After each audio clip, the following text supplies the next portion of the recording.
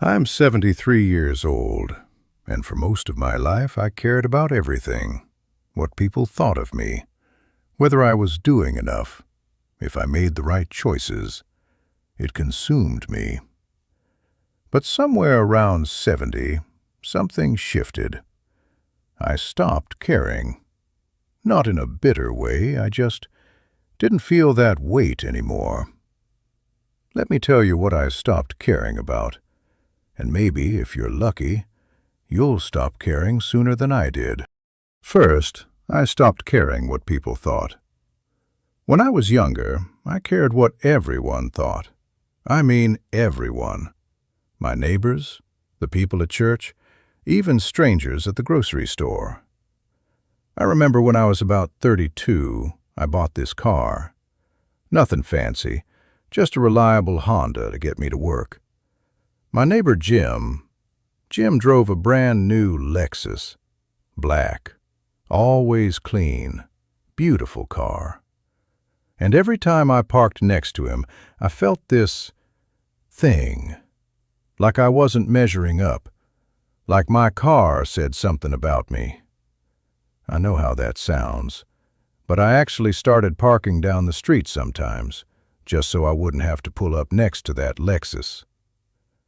Looking back, it's absurd, but at the time, it felt real.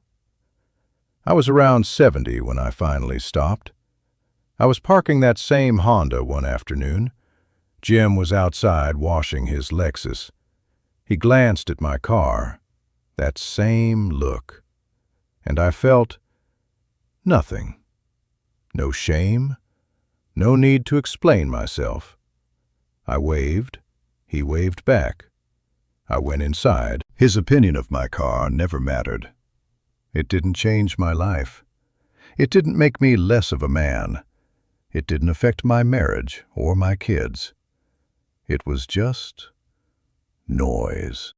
Second, I stopped caring about being perfect. You know what I spent decades worried about? My weight. From my 30s to my 60s, I was always 10, 15 pounds over what I thought I should be. I'd see pictures of myself and think, God, look at that gut. At parties, I'd suck in my stomach. At the beach, I'd keep my shirt on. My wife would say, You look fine. I'd say, You're just being nice. At 72, I was at our grandson's pool party. It was hot. Really hot. And I thought, I'm keeping my shirt on because of what? Who? So I took it off. My grandson said, Grandpa, you're going to swim with me?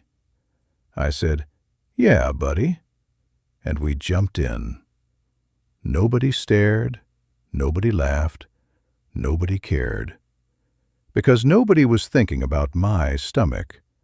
They were thinking about their own. Or they weren't thinking about it at all.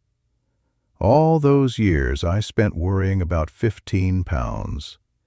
15 pounds that nobody else even noticed. Third, I stopped caring about titles. I spent 30 years chasing promotions. I wanted to be senior manager, then director, then VP. I thought those words meant something, like they proved I was successful. Like they made me important. When I was 55, I finally made VP, Vice President of Operations. You know what changed? Nothing. Same work, same stress, just a different title on my business card. But I'd show that card to people. At restaurants, I'd hand it to the host like it meant something. At my son's school events, I'd find a way to mention it. Oh, I'm a VP at. Like that made me more valuable as a person. I retired at 65, and you know what happened to that title? It disappeared. Gone. Nobody calls me VP anymore. Nobody cares what I was. They care about who I am now. Am I kind? Am I there for my grandkids? Am I a good husband? That's what matters. Not some words on a card that's been in a drawer for 8 years. Fourth, I stopped caring about past mistakes. I made a bad business decision when I was 47. Invested most of what I had into a partnership. My friend Robert, we'd been friends since college, I trusted him completely. 6 months later, the business collapsed. Robert disappeared. So did most of the money. And for years, I replayed that decision. Why did I trust him? How did I miss the warning signs? What's wrong with me? At dinner with my wife, she'd be talking and I'd just nod. I wasn't really there. Part of me was still stuck in that moment, signing those papers. One day, I was around 70, I realized something. I hadn't thought about Robert in months. The anger had just left. What he did was still wrong. That didn't change. But holding on to it wasn't hurting him. It was only hurting me. And at some point, my brain just stopped. Stopped replaying it. Stopped asking why. It was gone. Fifth, I stopped caring why people left. My best friend, Michael. We grew up on the same block, went to the same high school.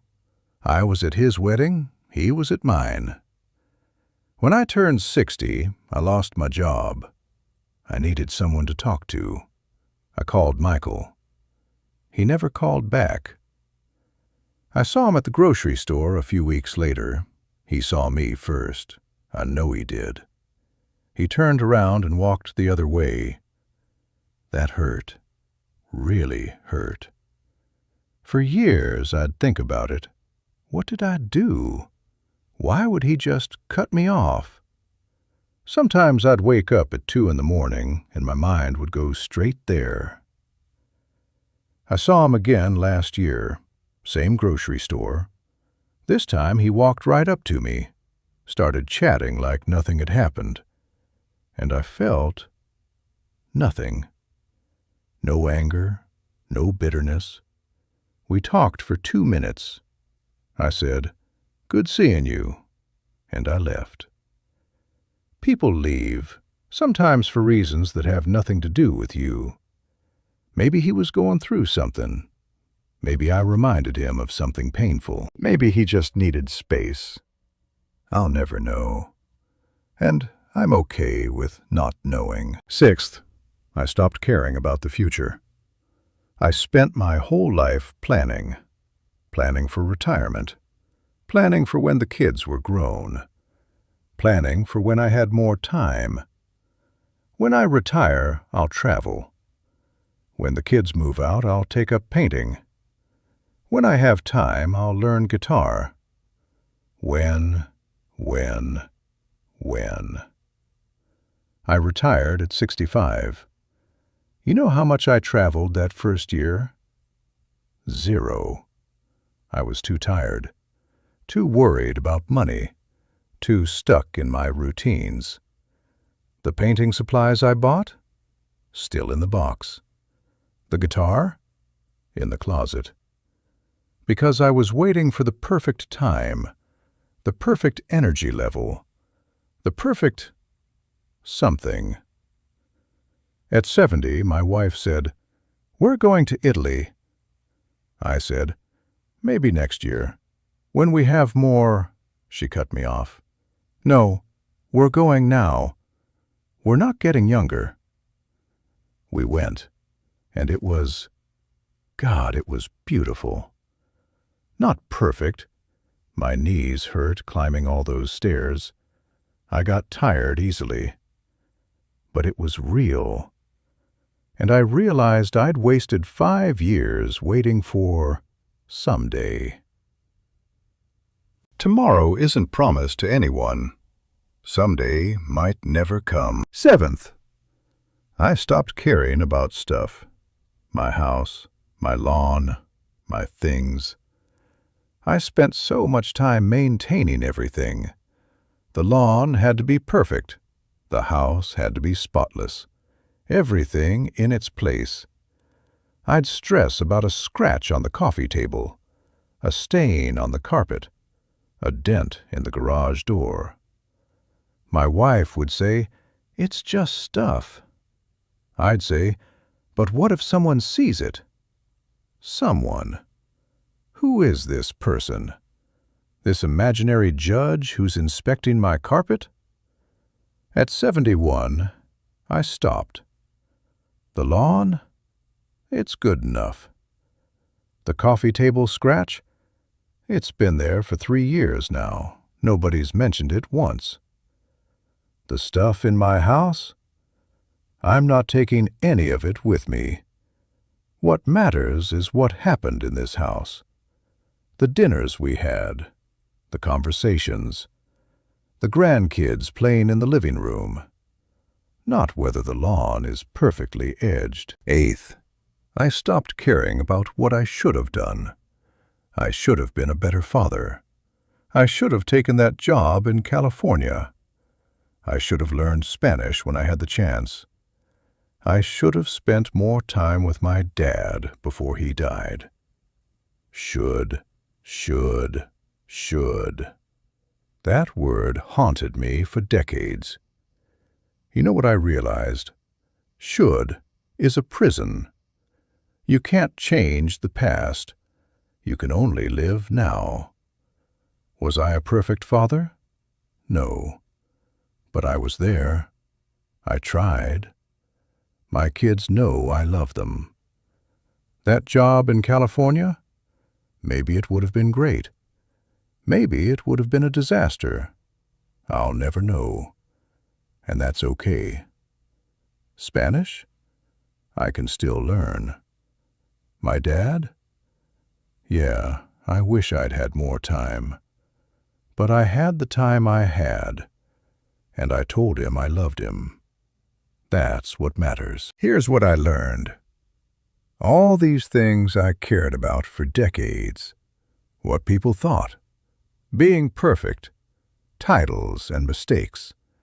People leaving and future plans. Stuff and regrets. None of it mattered. Not the way I thought it did. The things that actually matter? They're small. My wife's laugh. My grandson asking me to swim with him. That trip to Italy. The mornings I wake up and nothing hurts. Those moments don't announce themselves. They're quiet. And if you're too busy caring about everything else, you'll miss them. I'm 73 now.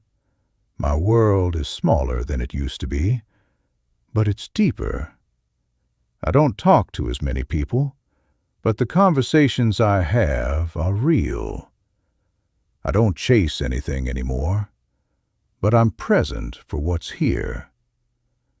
I spent 50 years caring about the wrong things, and I can't get those years back. But I can tell you this. One day, you won't care anymore. I don't know when it'll happen for you. Maybe sooner than me, if you're lucky. But it will happen. And when it does, you'll look back and wonder why you held on so long. Why you spent so much energy on opinions that didn't matter. Why you waited for someday instead of living today. Why you carried weight that was never yours to carry. You're probably caring about something right now. Maybe someone said something that hurt. Maybe you're worried about how you look. Maybe you're stuck in a decision you made years ago. And it feels important. It feels like you need to figure it out, like you need to fix it. But here's the truth. Most of what you're caring about right now, you won't even remember in 10 years. And the things you will remember, you'll realize they didn't need all that energy. My wife and I went to the grocery store last week. That same store where Michael turned away from me all those years ago. We were in the produce section. She was telling me about our grandson, something funny he said. And I was actually listening. Really listening. Not half there, replaying some old wound. Just there. Present. That's what happens when you stop caring about the wrong things. You finally have room for the right things.